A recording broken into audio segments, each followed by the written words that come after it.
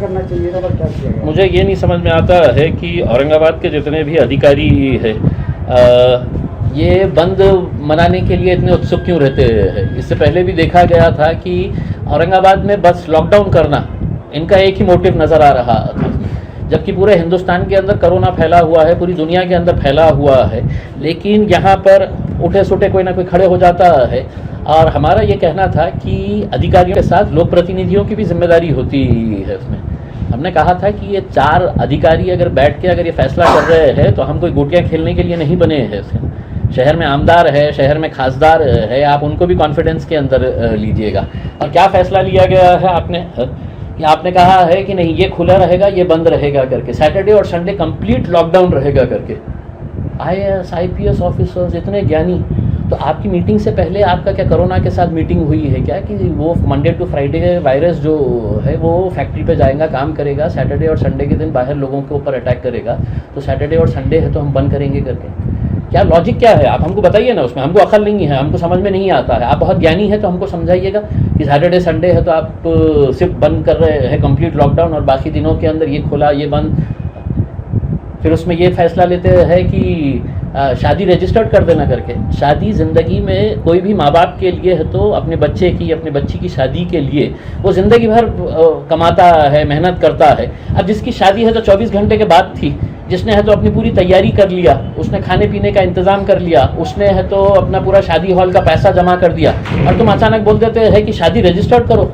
Collector साहब, आपको पता नहीं है कि रजिस्टर्ड मैरिज करने के लिए भी 1 महीने का टाइम लगता है, नोटिफिकेशन देना पड़ता है। ऐसा नहीं है कि इम्तियाज़ जलील जा रहा और बोल रहा मेरी शादी कराओ अभी और उन्हें साइन करके दे रहे हैं करके। तो हमारा ये कहना है कि थोड़ा सा आप सबको कॉन्फिडेंस में लीजिएगा। उसमें इतनी जल्दबाजी करने की ज़रूरत नहीं है आपको कि लॉकडाउन करना है। पूरे हिंदुस्तान के अंदर हम भी घूम रहे हैं, हम पूरे हिंदुस्तान के अंदर घूम रहे हैं। और लॉकडाउन करने से पहले मोदी साहब से पूछ लेना था कि साहब आपने लाखों लोगों को जमा किए हैं पश्चिम बंगाल के अंदर, वहाँ पे क्या वायरस ने है तो छुट्टी लिया हुआ है क्या?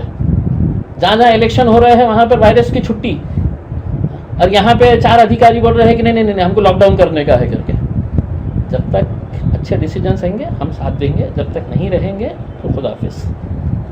अगर जिन लोगों ने शादी की डेट ले चुके हैं तो उनके लिए आप क्या मदद कर सकते हैं? नहीं बिल्कुल, अगर कोई शादी करना चाह रहा है तो हम पूरी तरीके से निर्बंध, जैसा फैक्ट्रीज़ के अंदर, इंडस्ट्री के अंदर आपने इजाज़त दी है, क्या बोल रहे हैं कि नहीं फैक्ट्री वाले पूरी तरीके से इसको अच्छे तरीके से मेंटेन करेंगे।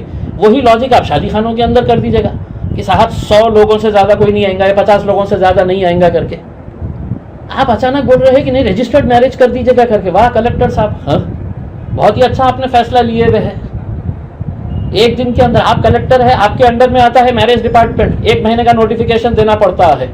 अब जिन लोगों ने अपना शादी की पूरी तैयारी कर लिए है वो लोग अगर आज परेशान घूम रहे हैं, हमारे पास आइए, हम मदद करेंगे उनको जैसा जिस तरह से करने का है। जो आपने कंपनीज के ऊपर निर्बंध लगाए हैं वही निर्बंध लगाइएगा 50 लोगों के ऊपर। पुलिस वाले रख दीजिएगा उसके अंदर कि कोई बगैर मास्क के अगर आया तो उसके ऊपर कार्रवाई करो, 50 से 51 हो गया है तो कार्रवाई करो करके। लेकिन ये इस तरह से बैठ के फैसले कर लेने का उसमें, और सिर्फ ये समझने का कि हम अधिकारी है हम कर लेंगे, तो बाकी लोक प्रतिनिधि कोई गोटियाँ खेलने के लिए थोड़ी बैठे हुए हैं। हम भी है तो 20 लाख लोगों का नेतृत्व करते हैं, हमको भी समझ में आता है कि क्या सही है क्या गलत है करके। सिर्फ अगर आप ये समझेंगे कि हम ज्ञानी हैं और हम बताएंगे करके, तो हमारे साथ बैठिए और हमको पहले समझाइए सैटरडे संडे का निर्णय लेने वक्त वायरस के साथ क्या क्या चर्चा हुई, वायरस ने क्या शेड्यूल दिया आपको कि मैं ये टाइम से ये टाइम पे नहीं आने वाला हूँ करके। अब ये तो सवाल हम पूछेंगे ना अगर आप इस तरह के फैसले लेंगे तो। धन्यवाद।